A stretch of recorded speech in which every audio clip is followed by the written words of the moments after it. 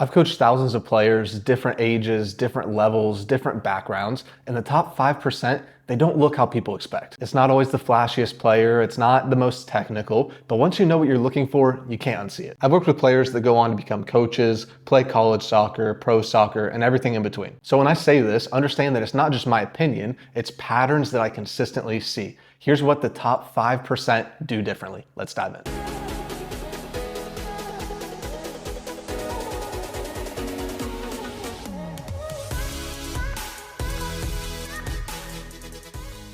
Trait number one, they're coachable. They don't get defensive, they don't make excuses, they listen to what coaches have to say. Even when that feedback's uncomfortable, it's not always what they want to hear, but they're open and they're receptive to what coaches and professionals have to say around them. They understand something that most players don't.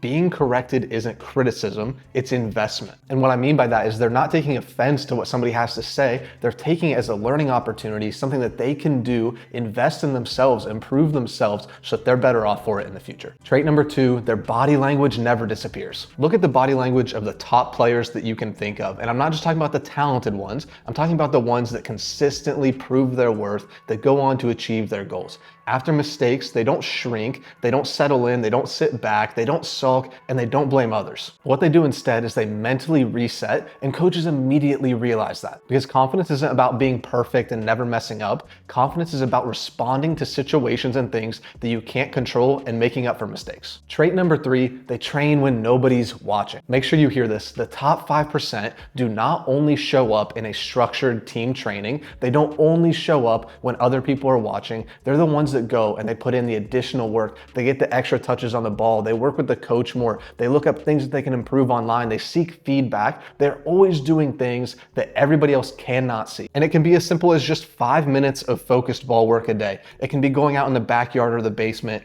juggling the ball. It can be reps on your weak foot, not only being able to strike a ball with your right foot, being able to do it with your left as well, and also watching the game with intent. And that's a key one. The top players, the players that make it, the players that achieve their goals, watch the game. So whether it's Manchester United or the Columbus Crew or whoever it is out there, make sure you're going and watching the game. If you're a center mid, you should be able to think of 10 professional center mids that you want to model your game after. And all of these things, going out and juggling a ball, getting reps on your weak foot, 5 minutes of ball mastery or technical work, they're not fancy. It's all about consistency. And that work that you put in will just compound over time and increase that gap between you and everybody else. Trait number four, they think faster than everyone else. And out of all the traits that I'm talking about today, this is the number one trait that most players, most parents, and most coaches miss. At a high level, at an elite level, everybody is athletic, everybody is technical, everybody is talented. But what separates the elite from everybody else is how quickly they process the game.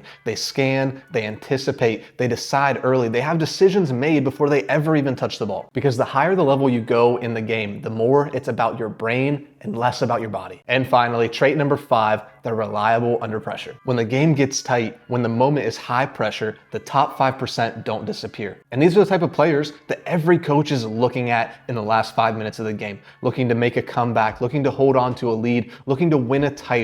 In the end, maybe they don't score, but they're that player that gives a performance that you can trust. And that's why these type of players end up making it, because every coach trusts them. They're reliable and they're consistent.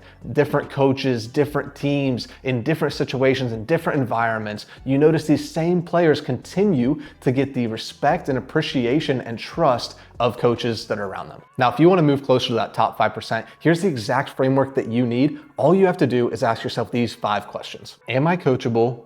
Is my body language strong? Do I train on my own?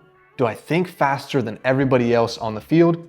And can I be trusted? Now, if you can already answer yes to all of these 5 questions, then you're probably at or near that top 5% anyway. But if there's any one of these that you think, no, I can't do that, I don't do that, or yeah, maybe, that's the one that you need to identify, go after, and if it's all 5 that you need to improve, that's okay. Develop a plan and attack those one by one. Now, if you made it this far, I just want to say thank you, and while you're here, do me a favor, go ahead and subscribe. It's free to you, it costs you absolutely nothing, but it helps me to continue making content for you all as I look to develop content and help you all become the best that you can possibly be as footballers. Thank you, and I'll catch you in the next video.